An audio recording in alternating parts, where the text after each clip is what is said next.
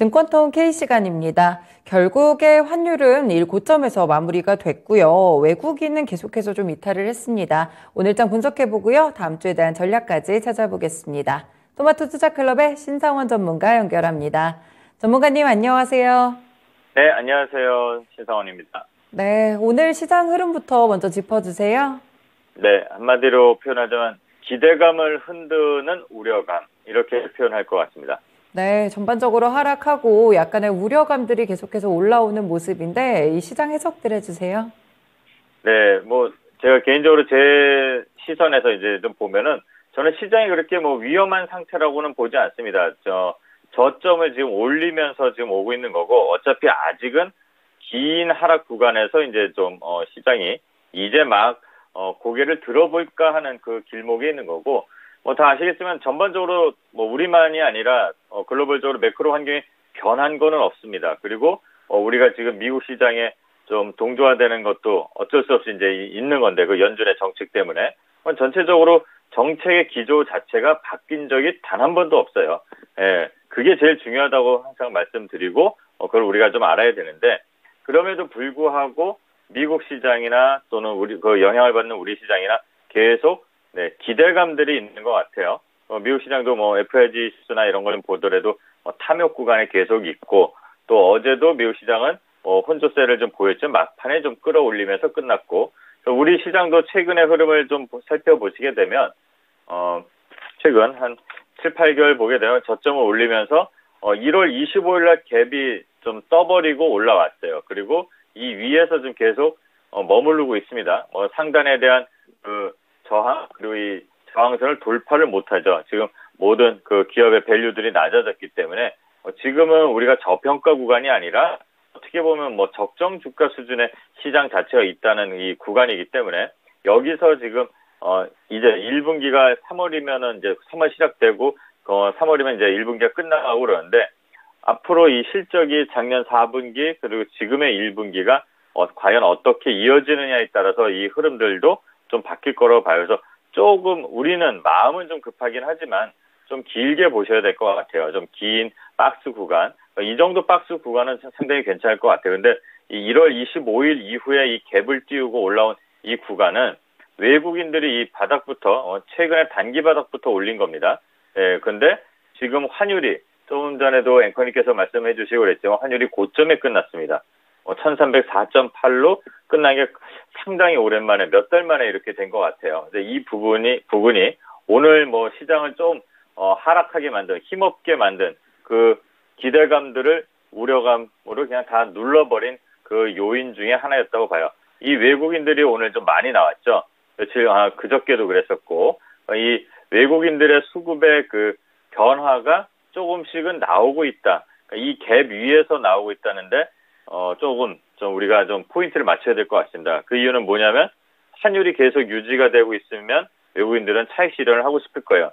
이 밑에서 올라올 때 환율이 상당히 저렴한 구간에 있었던 건 다 아실 겁니다. 그러니까 지금 환차익을 좀 얻을 구간이기 때문에 이런 흐름도 나오는 것 같고요. 또 전반적으로 앞서 말씀드린 것처럼 경제 정책이나 이런 게 변한 거는 없고, 계속 긴축을 더 해야 된다, 빠르게 더 올려야 된다, 이런 좀 우리 투심을 자극하는 것들만 지금 남아 있는 것 같아요. 그리고 돌발적인 악재나 이슈는 없는데, 일단 전체적으로 우리 시장에서는 불안한 요소들이 더 많이 반영되는 것 같고, 또 누구나 바닥에서 차익 구간이 나오면 빨리 차익을 실현하고 싶은 욕구들, 그런 것까지 시장에 나오는 것 같습니다. 그래서 다양한 경제 지표나 또는 이번 주에 FOMC 의사록에 흔들린 오늘 하루, 또는 오늘 이번 주 전체가 이런 다양한 경제 지표랑 의사록에 따라서 흔들린 한 주였다고 보고요. 또 특징적인 걸 보게 되면 반도체 비관론이 되게 많았었죠. 네, 저는 그거 아니라고 예전에 이제 다른 프로에서도 그러고 삼성전자를 오히려 55,000, 57,000에서 사야 된다 이랬는데, 안 좋으면 당연히 좋아지려고 하잖아요. 근데 물론 삼성전자가 이걸 이끈 건 아니지만 엔비디아가 오늘 그 반도체 비관론에 강하게 반발하는 그런 답을 준 것 같아요. 누가 알았겠습니까? 이렇게 AI 그리고 챗봇 이런 것들이 또 메타버스까지 연결되면서 반도체가 중요성이 당연히 나오니까 그런 관련 종목들이 이제 섹터들이 움직이는 것 같습니다. 그리고 그런 것들이 좀 주요 이슈 중에 하나였고, 그다음에 달러 강세, 이거는 이번 주, 그러니까 오늘만이 아니고 다음 주까지도 좀 이어질 것 같습니다. 그리고 중요한 건 또 오늘 이슈 중에 하나는 이제 이번 주에도 계속 연결이 되는데 요즘에 조금씩 정책 관련해서 모멘텀 나오는 것들이 꽤 많습니다. 근데 이제 요게 좀 주의해서 봐야 될 것 같아요. 장이 이렇게 끝나고 오늘도 아마 장 후반쯤에 출산 정책과 관련해서 얘기가 나왔는데 어제 출산 정책 그저께는 아이들 병원 갔기 때문에 비대면 이래갖고 이제 비대면에서는 비트 컴퓨터 인성 정보 이런 게 막 시간에 오르고 다음날 달려들면 차익 매물 나오고 어제는 이 아가방 또는 제로 투 세븐 그랬죠. 오늘도 이 출산 정책에 이어서 그 출산 정책을 더 장려하기 위해서 재택근무를 어떻게 하겠다 이런 얘기들이 좀 나옵니다. 그러니까 그런 것들이 장 막판에 막 올라갔어요. 대표적으로 보게 되면 알서포트라든가 ECS 이런 소프트 캠프 이런 것들이 좀 있는데 이런 것들이 만약에 오늘 제가 이걸 예언을 할 수는 없지만 만약에 오늘 시간에서 이게 강세가 나오면 다음 주 월요일에 또 이거는 음봉을 만들거나 윗골을 만들 수도 있죠. 이런 정책주들이 좀 시장의 모멘텀이 되는 그리고 이제 좀 차익 시장이 빠르게 움직이는 그런 하루였던 것 이런 게 좀 주요 이슈였던 것 같습니다. 네, 물론 환율이나 미국발 금리 인상 이런 우려감은 시장에 남아있긴 한데 종목별로는 진짜 살아나는 종목들이 있었던 것 같아요. 반도체를 포함해서 말씀 주셨던 정책 관련 모멘텀들 보시면 이슈성을 잘 찾아내실 수 있을 것 같은데 그럼 다음 주는 이제 또 분위기가 3월로 바뀌기도 하니까요. 어떤 이슈들이 좀 남아있을까요? 다음 주는 오늘이죠. 오늘 미국의 PC 지수 발표 후에 이제 미 증시 결과를 좀 확인할 필요가 있는 것 같습니다.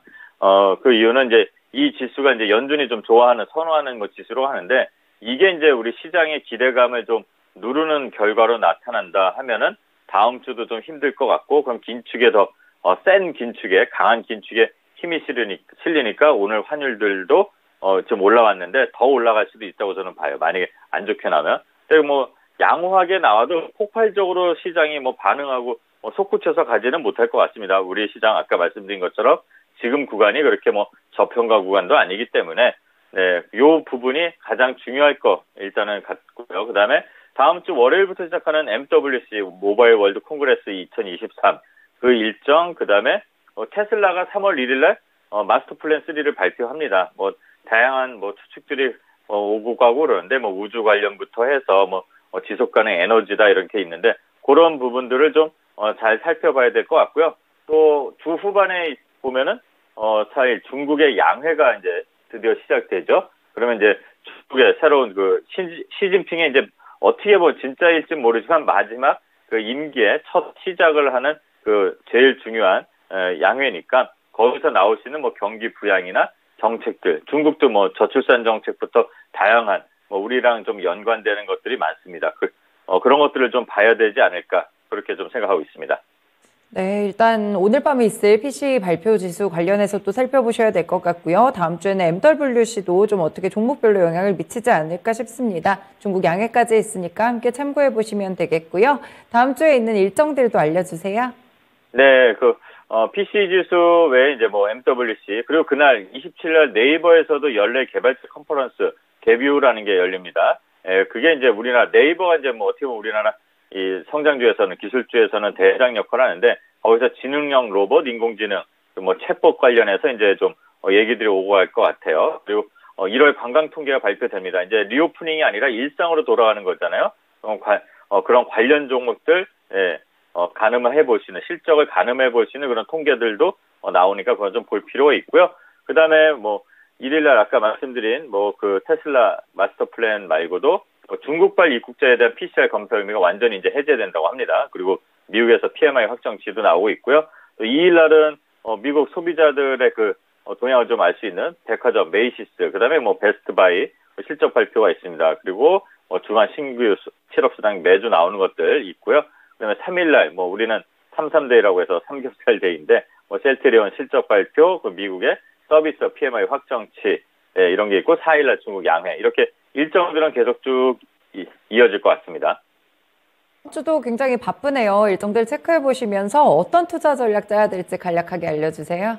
네, 그래도 중간에 3일절 나라를 생각하면서 좀 쉬는 그런 휴일도 있는데 다음 주도 마찬가지로 이제 박스권 장세, 이런 선별적인 종목 장세는 이어질 것 같아요, 계속. 그래서 보수적인 단기 대응, 그리고 트레이딩 전략을 계속 저는 강조드립니다. 보수적이라고 해서 매수를 하지 말라는 게 아니라 의미 없는 손절, 그리고 내가 가진 종목들이 정말 실적이 기반됐다면 조금 흔들린다고 해서 섣부른 대응을 하지 마시라는 그런 보수적인 관점에서 한 번 더 생각하라는 말씀을 드리고요. 환율이 지속적으로 이게 강세를 보이는지, 그리고 환율에 따라서 지금 상단의 이 박스 구간을 지금 오늘도 살짝 이탈을 하려고 이렇게 하고 있는데, 이럴 때 외국인 수급이 어떤지를 좀 체크해 봐야 될 것 같아요. 이 갭을 이탈하게 되면 좀 쉬는 그런 전략도 필요할 것 같고요.